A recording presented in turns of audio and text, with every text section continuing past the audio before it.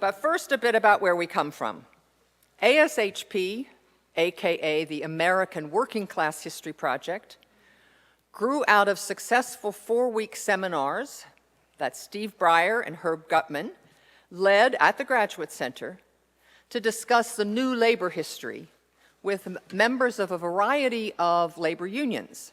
It was Herb and Steve's idea to place all the untold stories of the millions of working men and women, including immigrants and slaves and factory workers and artisans, at the center of American history, where those stories had never been before.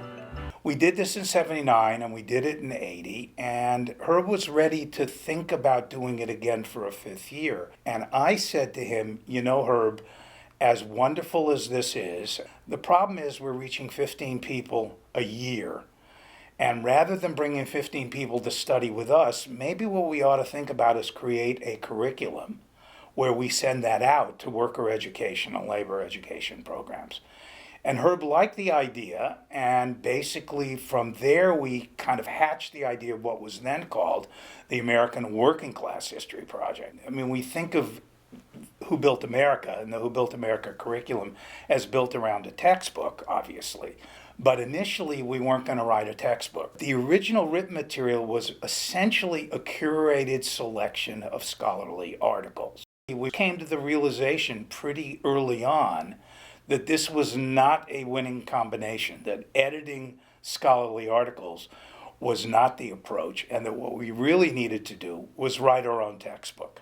No one up to that point in time in 1980 had really put working people, broadly defined as, you know, people who worked on farms and in factories, women workers, people who worked without formal pay, like those who were enslaved, or women working in the home. We wanted to put them at the center of the story and write a history of the United States that reflected their central contribution to the evolution of the country. And that's how Who Built America as a textbook was born. We didn't want a textbook that was done like typical textbooks where the images were simply ancillary. We wanted a kind of visual record that carried the story forward. We include the visual sources as a meaningful form of evidence, not something that should be used to kind of illustrate a point,